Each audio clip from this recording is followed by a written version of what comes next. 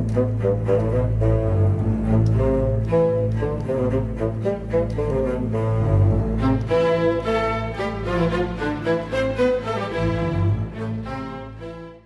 everybody, welcome back to Warrior Picks. We're heading into week 3 of the NFL season.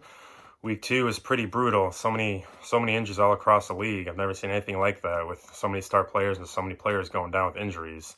Obviously had Barkley going out for the year with an ACL.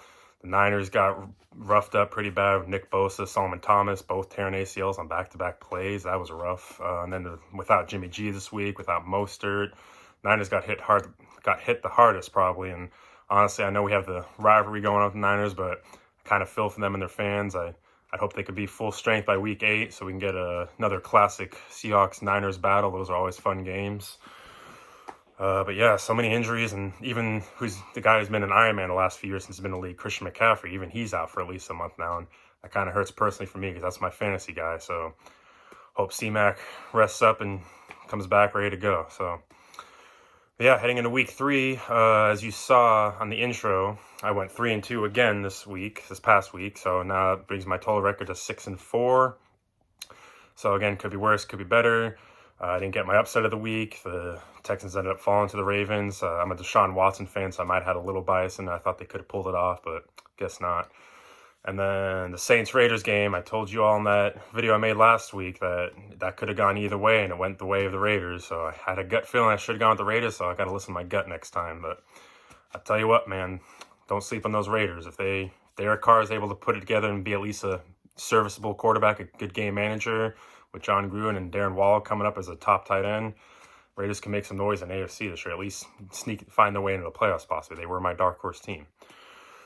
But yeah, so I want to mention too, I forgot to mention in my video last week, one of my friends has been making picks too along with me. So shout out to Marcus. In week 1, he had gone 3-2 as well. But last week, he decided he wanted to be better than me for 1 week and went 4-1. So now he's 7-3 overall. So maybe he should make these videos instead of me. Obviously, he's more qualified. But he had the Ravens over the Texans, the Chiefs over the Chargers, Seahawks over the Patriots, Steelers over the Broncos, and he had the Saints over the Raiders. So that was the one he got wrong. But so he went 4-1, so he's 7-3. So I'm gonna hope that I can do better than him this week and tie or get ahead of him. But yeah, so without further ado, let's go ahead and get into this week's picks. So my lock of the week this week. It's kind of tough for me to choose a lock of the week, looking throughout all the games, but I decided to come down to one criteria.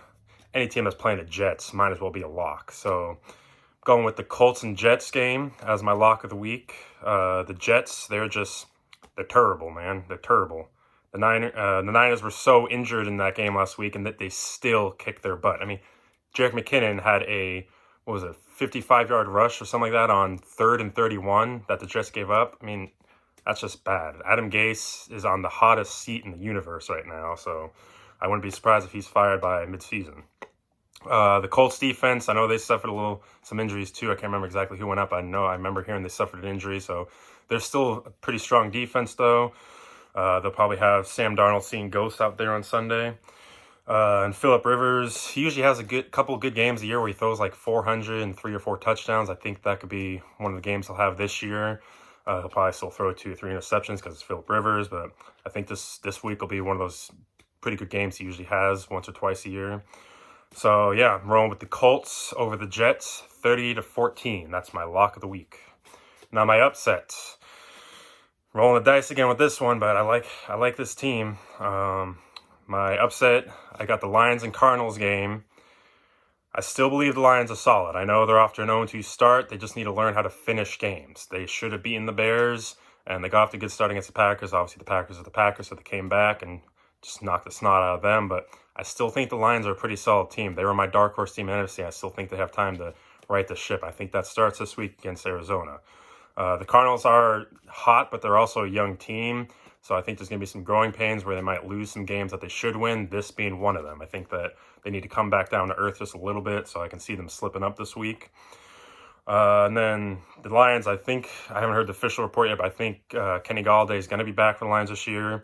And they have quite an expansive offense. Galladay, Marvin Jones, If they start getting Kerryon Johnson and DeAndre Swift going, if Swift can catch the ball. But and Matthew Stafford, I think Matthew Stafford is an underrated quarterback. He puts up good numbers, and just as long if the Lions can finish a game, they got off to good starts, but they need to learn how to finish. And kind of the opposite of what the 2019 Seahawks were. But yeah, so I have the Lions upsetting the Cardinals this weekend, 28-27, my upset of the week. All right, random game number one that I chose, the Rams-Bills. This is going to be a slugfest of a game. You got Josh Allen on one end, who for me right now is a dark horse MVP. I'm a big Josh Allen fan myself, and coming into the season, I knew he was going to be a lot better than people were thinking. So I think Russell should, as long as Russell keeps it up, he should be MVP. But Josh Allen can make a case too this year if he keeps up what he's doing.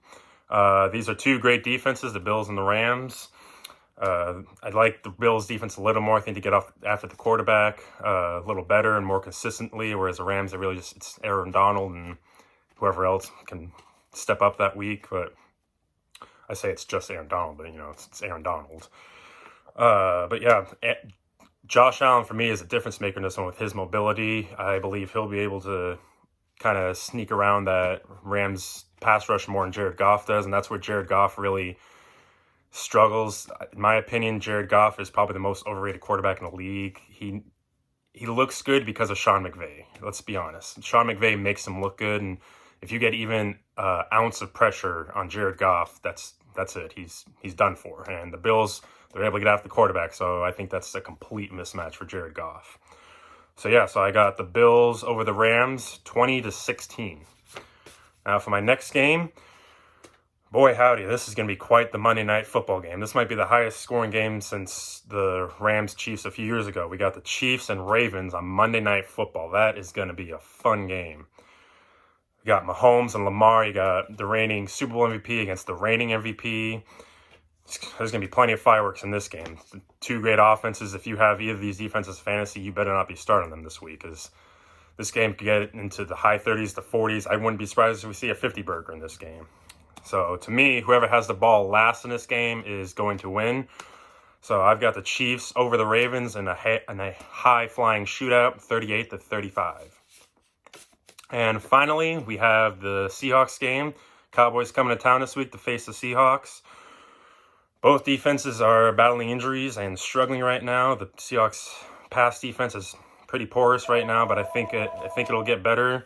Excuse the phone ring in the background, but I think it'll get better as the season goes along. I know Jamal Adams, he criticized himself for his pass coverage. I think it'll get better. I think he'll be able to get better with that as the season goes along. Like Quinn Dunbar had an interception last week. Shaquille Griffin, he doesn't get interceptions, but he's pretty good in coverage. I think he's one of the most underrated cornerbacks in the league. And we have Dak Prescott versus Russell Wilson. I think Dak Prescott's a bit overrated, but he is a good quarterback. I think he'll be able to put some numbers against us. So it's probably going to be another one of those where whoever has the ball last will win. The Seahawks, I think, have the slight advantage because they have more playmakers on the defensive side of the ball. You got Bobby Wagner, Jamal Adams. You got, I think, Jarran Reed. I know he's battling an injury. It just came up a few hours ago, I saw, but I think he'll be playing. So Seahawks have more playmakers on defense. I think that's a difference maker here in this game. Now, every year I have a few games Seahawks play where I have a gut feeling where it's a game they should win, but I just have this gut feeling they could lose. And honestly, that is this game. It took me a while to choose this game, honestly, and I wouldn't be surprised if the Seahawks drop this one. Just the injuries on defense. They shouldn't, because I think Russell will be able to keep cooking against this Cowboys defense, but I'm just saying I wouldn't be surprised if they drop this game. That being said, as I said, I think whoever has the ball in this game as well, like the Chiefs-Ravens, whoever has the ball last in this game is going to win, and I think that'll be the Seahawks with a Jason Myers game-winning field goal.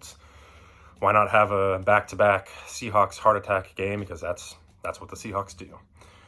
So yeah, I got the Seahawks over the Cowboys, 33-30. And those are my picks this week. So again, I got the Colts over the Jets, Lions over the Cardinals, Bills over the Rams, Chiefs over the Ravens, and Seahawks over the Cowboys. So don't forget to like the video and subscribe. Feel free to share the video. And yeah, let's hope the week 3 goes a lot smoother than week 2. Hopefully there's not as many injuries and guys are able to stay healthy and get some good games in this week. So See y'all next week, and go Hawks.